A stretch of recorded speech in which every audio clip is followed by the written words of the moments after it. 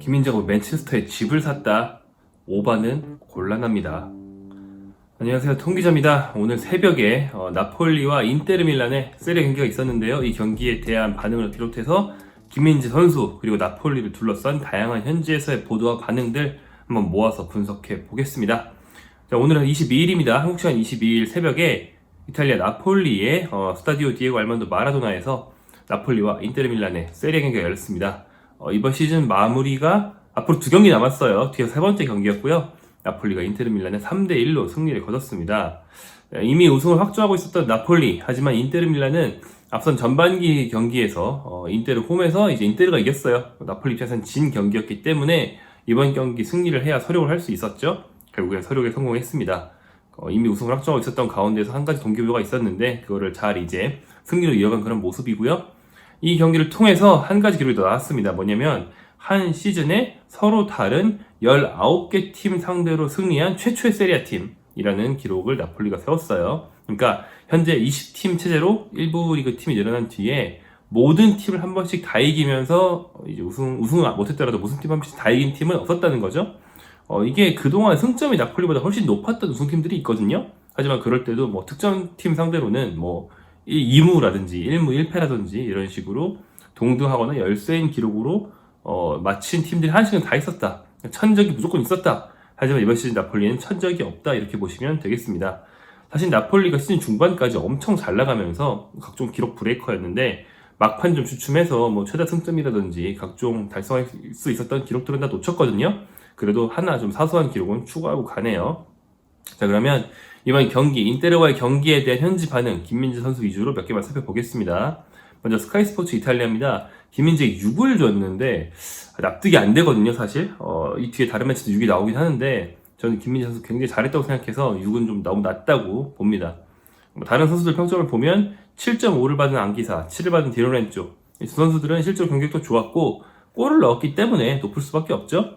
그 다음에 6.5 라인에 지엘린스키, 크바르첼리아, 라스파도리, 득점을 한 가에타노, 스팔레티 감독 등이 있는데 김민재가 이 라인에 들어가야 되지 않나 생각을 합니다. 근데 김민재는 6라인에 있고요. 5.5 라인에 엘마스, 오시멘, 제주스가 있습니다. 자, 그러면 이제 스카이 스포츠는 평가가 없이 평점만 달랑 주니까 평가도 하는 매체도 몇 개 보죠. 먼저 유로스포르트입니다. 김민재 6.5, 조금 더 높네요. 준수한 점수를 줬고요. 루카쿠를 1대1로 잘 막았다. 루카쿠는 그 한국 선수 앞에서 아주 약간의 존재감을 보였을 뿐이다 라고 평가를 했습니다. 상대 공격수가 로멜로 루카쿠, 괴물로 유명한 루카쿠고 이번 시즌 초반에 부진했지만 최근 한 달 동안 굉장히 득점력이 살아났기 때문에 김민재와의 대결 기대가 됐습니다. 괴물 수비수와 괴물 공격수의 대결이었는데 결론적으로 말하면 괴물 수비수 김민재 판정승이라고 할 수 있어요. 김민재가 교체되기 전까지는 잘 막다가 교체된 뒤에야 루카쿠가 골을 넣을 수 있었기 때문입니다. 평점을 보면 디로렌조 역시 7.5로 가장 높고요. 디로렌조의 정말 멋진 왼발 중거리 슛이 없었더라면 이날 나폴리 승리할 수 없었습니다. 다음에 7점에 안기사, 지엘린스키, 스팔레티 감독이 있고 김민재는 교체 투입대 들어와서 쐐기골을 넣은 가에타노와 함께 6.5를 받았습니다. 김민재, 로버트카 가에타노, 라스파도리, 시메오네 감독, 크바르첼리아 등이 6.5를 받았고 크바르첼리아 요즘에 좀 드리블도 안 되고 안 풀린 경기 많았는데 이날 공격 포인트는 없었지만 그래도 돌파를 활발하게 하면서 제 모습은 보여줬습니다. 그리고 파격적으로 낮은 선수 4.5에 제주스가 있는데요. 너무 낮아서 대체 뭐라고 했는지 살펴봤더니 그 벨기에인의 골대 놀라운 수비 실패를 보여줌이라고 짧게 썼습니다. 그러니까 루카쿠가 골을 넣었는데 김민재가 있을 루카쿠는 거의 한 게 없어요. 하지만 김민재가 제주스로 바뀌면서 자기를 막는 센터백이 좀 더 힘도 약하고 스피드도 약하고 무엇보다 판단이 좀 느린 선수로 바뀌니까 루카쿠가 바로 골을 넣었거든요. 그래서 이제 제주스가 김민재보다 못한다는 게 드러나버린 그런 경기였다. 우리 다 알고 있지만 한 번 더 드러난 경기였고요. 사실은 이 팀이 뜯어고칠 때가 좀 있다는 걸 노출하고 말았습니다. 왜냐면 김민재가 나가더라도 기존에 서브 센터백이 좀 잘해준다면 김민재 자리를 자연스럽게 메우면서 좀 모험적인 센터백이 영입할 수도 있거든요. 예를 들어서 라흐마니가 원래 주전이 아니었는데 이번 시즌 말고 지난 시즌에 주전들이 좀 못하고 막 부진하고 이러니까 그 자리를 라흐마니가 꿰차면서 주전이 된 거예요. 그럴 수도 있는데 제주스는 나이도 많고 좀 그런 걸 기대하기 힘든 선수죠. 레오 웨스티고르가 어쩌면 다음 시즌에 잘해준다면 뭐 나폴리가 수비에 대한 고민이 덜 수도 있겠습니다만 김민재가 나간 뒤에 어떻게 꾸려야 할지 제주스는 그냥 기량이 떨어져가지고 대체해야 될 판인데 좀 고민이 클 것 같습니다.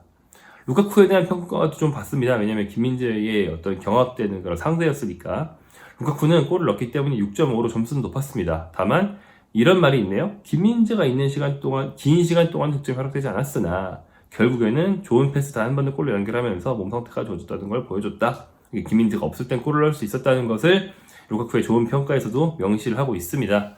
사실은 이탈리아 사람들 입장에서는 이제 인테르 밀란이 챔피언스리그 결승에 올랐고 우승하려면, 맨시티를 꺾으려면 루카쿠를 비롯한 공격수들이 한 방을 꼭 보여줘야 되기 때문에 굉장히 초미의 관심사를 할 수 있습니다. 루카쿠가 지금의 좋은 컨디션을 챔피언스리그 결승까지 끌고 갈 수 있느냐 없느냐. 다음 또 메르카토 웹입니다. 이 매체는 김민재에게 6점을 줬어요. 좀 낮은 것 같다 싶으면서도 평가를 보면 좋은 말입니다. 파트너와 함께 단단한 수비력을 보여줬고 상대 공격을 거의 허용하지 않았다. 전반적으로 평점이 좀 짠 것 같습니다. 7점에 디로렌조 앙기사 스팔레티 감독이 있고 6.5에 제일린스키와 크바레첼레가 있고 김민재는 6에 있네요. 여기도 제주스는 5로 최하점인데 그 바로 위 굉장히 낮은 편인 점수인 5.5에 오시멘이 있다는 게 눈에 띕니다. 오시멘에 대해서는 이렇게 얘기를 했어요. 좋은 플레이가 별로 없었다. 오나나, 그러니까 상대 골키퍼에게 문제를 야기하지 못했다. 전반전에 이어 후반전도 똑같았다 라고 얘기를 했는데요. 사실은 오시멘과 크바레첼리아가 이제 시즌 잘 나갈 때는 번갈아 잘해줬는데 최근에 동반 좀 부진에 빠지면서 팀이 좀 안 좋아진 면이 있죠. 다음 지역지도 하나 봐야겠죠. 칼투나폴 24입니다. 김민재에게 7점을 줬어요. 아주 높죠. 자, 팬들 앞에서 뛰는 마지막에서 두 번째 경기였을까? 감정이 들어가요. 그러니까 와, 우리 디에고 마라도나 경기장에서 김민재를 볼 수 있는 경기가 겨우 딱 2번 남은 거야? 그 중에 한 번을 써버린 거야? 우리 민재 가면 어떡해? 라는 마음이 평가에 들어가 있습니다. 네. 루카쿠가 힘으로 도전했고 헤딩도 한번 했지만 김민재는 스스로 상황을 수정할 수 있었다. 그러니까 루카쿠에게 한두 번 당할 수는 있어도 곧 이제 대처를 해냈다라는 얘기입니다. 좋은 얘기고요. 사실은 경기에 대한 평가보다는 김민재에 대한 어떤 마음이 눈에 띄는 그런 한마디네요. 자, 평점을 보면 디로렌조 앙기사 스팔레티가 여전히 7.5, 다른 매치랑 비슷하고요. 김민재가 제일린스키, 크바레첼레와 함께 7라인에 있는 걸 볼 수 있습니다. 여기서도 제주스가 최저평점이라서 뭐라고 했나 봤더니 뭐 한마디 했습니다. 루카쿠 득점 때 식물 수비함이라고. 제주스 선수 화이팅입니다. 네. 자, 다음에 김민재 선수에 대한 경기 전후의 보도들에 대해서 좀 분석을 해드리고 싶은데요. 경기 직후에는 김민재 선수의 이적설이나 뭐 김민재 선수 경기력에 대한 평가 많지 않았습니다. 일단 경기 중에 김민재가 막 돋보이지 않았고요. 다음으로 화제를 모으는 인물이 스팔레티였기 때문입니다. 스팔레티 감독이 나폴리를 나갈 수 있다는 얘기가 경기 전에 계속 나왔기 때문에 경기 직후에 이게 굉장히 화제였어요. 이 얘기는 잠시 후 뒤에 하고요. 그렇다면 김민재 이적설에 대해서 어떤 말이 나왔느냐? 이 경기를 하루 정도 앞두고 더선과 데일리 미러 등의 이제 영국 매체들은 더선 최초였던 것 같아요. 김민재 이적설에 대해서 점점 과장이 심해지더니 심지어 메뉴행이 사실상 정해졌다. 구단이 김민재의 집을 알아보고 있다라고 말하기에 이르렀습니다. 더선이 이렇게 쓰니까 이제 신나서 다른 영국 매체들도 막 받아서 똑같이 쓰고 있는 걸 볼 수 있고, 사실은 받아서 쓰면서 영국에서는 이렇게 말한다더라 라고 말하는 건 저희도 할 수 있는 일이기 때문에 한국 매체들도 많이 쓰고 있죠. 그렇다면 이제 쓰는 건 문제 전혀 없습니다. 신빙성이 있느냐를 좀 제가 따져드릴 시간인데, 제가 몇 번 말씀드렸다시피 그럴 리가 없다. 지금 5월이죠? 5월에 이미 정해졌을 리가 없다 라고 말씀드릴 수 있겠습니다. 제가 계속 말씀드리는 것처럼 김민재의 과거 이적 행보, 제가 아는 선수의 성향, 그리고 포르투갈 기반 에이전시와 한국 에이전시, 이제 에이전시가 두 군데가 김민재 선수를 도와주는데, 이 에이전시들의 성향을 다 고려해 볼 때 이미 갈 팀을 정했을 리가 없습니다. 일단 미리 정하는 건 손해예요. 그것도 바이아웃 있는 선수로서는 굉장히 손해거든요. 그래서 일단 그럴 리가 없고, 둘째로 김민재 선수에겐 드림클럽이라는 게 따로 존재하지 않습니다. 어렸을 때부터 메뉴만 가고 싶었고요. 이렇지 않아요. 그렇기 때문에 아닐 것이고, 마지막으로 연봉뿐 아니라 뭐 챔스 진출 여부, 이 팀의 비전 이런 것도 김민재가 따질 거거든요. 심지어는 김민재는 그런 입장입니다. 저를 영입하고 싶으십니까? 저 말고 누굴 살 거죠? 다음 시즌 선수단 구성이 어떻게 되죠? 우리 팀을 우승할 수 있나요? 이런 걸 물어보면서 갈 수 있는 정도로 이적 시장에서 상당히 뭐 갑에 가까운 위치로 올라올 수 있거든요. 바이아웃이 있는 실력파 수비수니까. 그런데 벌써 팀을 정할 리가 없는 거죠. 게다가 맨유와 뉴캐슬은 리버풀이 빌라와 무승부에 그친 20일, 아주 최근이죠. 20일에야 이제 3, 4위가 거의 확정적으로 되면서 챔스 진출이 거의 정해진 그런 상태지. 한 19일까지만 해도 챔스 갈지 못 갈지 몰랐거든요. 리버풀이 빌라와 비기지 않았더라면 마지막 라운드까지 맹추격을 해오면서 굉장히 누가 챔스 갈지 아리송한 그런 상황이 될 수 있었습니다. 그런데 이제 챔스 진출도 경해지지 않은 팀을 김민재가 미리 도장을 찍고 뭐 아니면 물밑에서 협상을 마무리하고 이럴 리가 없다는 것이죠. 김민재 선수는 또 평소에 유럽 축구를 그렇게 많이 보지 않습니다. 그렇기 때문에 뭐 메뉴, 리버풀 막 멤버들 다 머릿속에 넣고 막 뭐 F만 저 같은 사람들처럼 다 머릿속에 넣고 전력 다 알고 있고 이렇지 않거든요. 이제 이적설이 되고 이제 이적 오퍼가 오고 하면은 그때서야 이제 메뉴건 내가 잘 알지만 요즘 메뉴 어느 정도 수준인지 막 공부도 해보고 그제서야 이제 알아보는 것이기 때문에 역시나 미리 팀을 정할 리가 없다 이렇게 말씀드릴 수 있겠습니다. 더 중요한 건 특히 그 팀이 메뉴일 리가 없다는 겁니다. 레알 마드리드, 맨시티, 아스날이면 저는 그럴 수도 있다고 생각해요. 뭐 챔스 진출 확정적이고 어떤 팀인지 다 아니까. 메뉴는 아니다. 왜냐면 메뉴는 인수가 걸려 있잖아요. 메뉴는 현재 그 미국계 구단주인 글레이즈 가문이 이제 영국 쪽의 래클리프냐 아니면 이제 중동 쪽의 자본이냐 둘 중에 한쪽에 팀을 넘기려고 인수 협상을 벌이고 있죠. 매각 협상을 하고 있어요. 이런 과정에서는 물론 매각 협상 중인 팀도 여름에 선수 영입할 수 있지만 다른 팀들보다 선제적으로 빨리는 못합니다. 사례가 굉장히 많은데 정말 대표적인 사례가 작년 여름에 뭐 오래된 것도 아닙니다. 당장 작년 여름의 사례를 보면 이탈리아 명문 AC 밀란이 지분의 상당 부분을 한 그 모기업에서 다른 모기업으로 이제 옮기면서 사실상 구단주가 바뀐 일이 있었는데 이것 때문에 영입을 거의 다 해놓은 선수를 놓친 사례가 있습니다. 왜냐하면 여긴 다 맞춰놨고 우리 팀에 올 거라고 호의도 다 확인했는데 그래서 이제 연봉까지 구두로 다 말을 해놨는데 도장을 못 찍은 거예요. 그래서 도장을 찍으려면 이제 집행을 해야 되는 거 결제를 받아야 되는데 결제를 받을 주체가 없잖아요. 회장님이 바뀌는 중이니까. 그래서 결국 못 샀습니다. 그게 바로 현재 루케슬에 있는 이제 프리미어리그 최고급 센터백으로 이제 성장한 스펜 보트만이거든요. 이런 것처럼 김민재가 뭐 미리 다 확정이 거의 다 돼서 구단 지분을 알아보고 이거는 그냥 오바다 이렇게 보시면 되겠습니다. 자, 그렇다면 왜 이런 얘기 나오는가? 아니 땐 굴뚝에 연기 안 나잖아요 라고 말씀하실 수 있거든요. 굴뚝에 뭘 떼긴 떼죠. 김민재가 어디 가긴 갈 거니까. 하지만 그것뿐 김민재가 실제로 어딜 당장 갈 것이라는 그런 얘기는 좀 성급한 얘기다. 이런 얘기는 그냥 과장한 거다. 굉장히 이런 기사를 과장해서 자주 쓰는 게 화제의 선수인 김민재 같은 인물이 있다면 관련된 기사를 과장해서 진짜와 이제 거짓말이나 좀 과장을 많이 섞어서 최대한 자주 많이 쓰는 게 유럽 매체들의 행태다. 그냥 이렇게 이해하시면 됩니다. 우리 한국인들에게 이게 좀 생소한 일이에요. 왜냐면 이 정도로 관심 받으면서 이적한 한국 선수가 없거든요. 박지성 선수나 뭐 손흥민 선수가 프리미어리그 갈 때 이 정도로 많은 관심을 받으면서 가지 않았죠. 김민재 선수는 좀 특이 케이스거든요.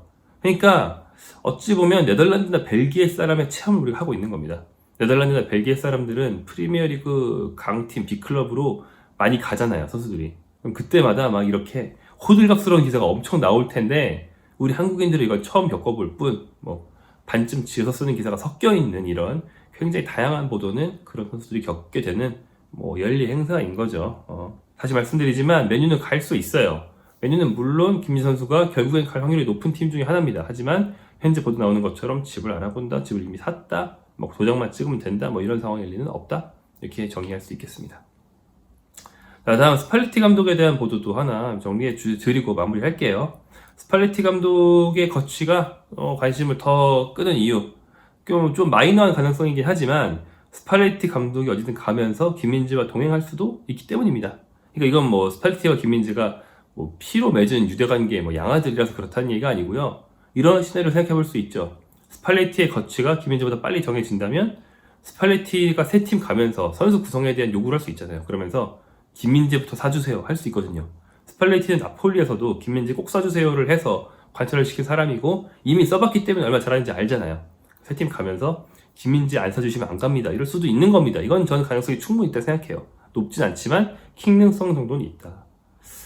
토트넘 부임설이 있던데 여기까지 하겠습니다. 바라는 일은 아니기 때문에. 아무튼 그 스팔레티 감독이 어딘가로 갈 확률이 높은데요. 이번 인테르전이 끝나고 나서 많은 질문이 들어왔습니다. 스팔레티는 기자회견장에 무조건 앉아야 하니까요. 스팔레티 감독이 재밌게 얘기를 했습니다. 뭐라고 했냐면 모든 건 결정돼 있다. 분명히 결정돼 있다. 그저 발표만 남았다. 하지만 이제 회장과 얘기를 한 결과 발표는 기다리기로 했다. 그러니까 내가 남을지 떠날지는 말 못 해주는데 뭘 못해주는 것 자체가 우리 라우렌티스 회장이랑 다 협의한 바니까 발표 나중에 하겠다 이러면서 이렇게 말했으면 거의 나가는 거 아닌가?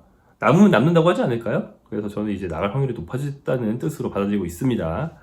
아무튼 그래서 스팔레티 감독이 나간다면 이후에 누가 올 것인가에 대해서 현지에서 많은 보도가 나오고 있습니다. 가제타 델로 스포르트 같은 경우에는 스팔레티 이후를 위한 나폴리의 캐스팅? 이런 제목의 기사를 냈는데 라우렌티스 회장이 이탈리아 영화 제작자다 보니까 이런 제목을 쓴 것 같아요. 크게 떠오르는 게 이거 나폴리 팬들 억정 무너진 소식일 수도 있는데 한번 이 팀이 써본 베니테즈 감독. 베니테즈 감독이 잘 했거든요. 한 10여 년 전에 그 마짜리 감독 후임으로 와서 나쁘진 않았어요. 뭐 전방 압박도 잘 도입하고. 하지만 그때는 베니테즈가 다른 팀에서도 잘할 때고요. 베니테즈가 아직 먹힐 때입니다. 근데 지금 베니테즈는 그 에버턴 이후로 많이 좀 망가진 베니테즈가 아닌가 싶어서 나폴리가 이 선택을 한다면 좀 좋게 전망이 밝아 보이진 않는다 이렇게 말씀을 드릴 수 있겠습니다. 최근에 세리아에서 굉장히 좋은 모습을 보였던 아탈란타의 가스페리니 감독 거론되고 있습니다. 가스페리니는 아탈란타를 3위 돌풍 그리고 챔피언스리그에서도 8강이었나 돌풍으로 이끌었던 훌륭한 감독이죠. 다만 좀 괴팍해서 아탈란타와 최근에 결별의 가능성이 좀 거론되고 있기 때문에 자연스럽게 나폴리 설이 나오는 것 같고요.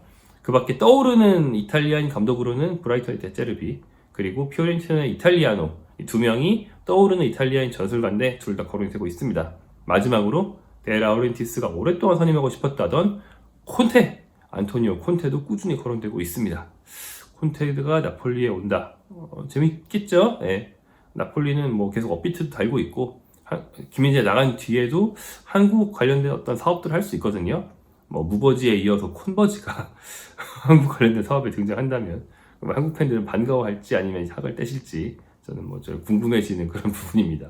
물론 다 아직 나폴리 오지도 않았기 때문에 그냥 상상일 뿐인 얘기입니다.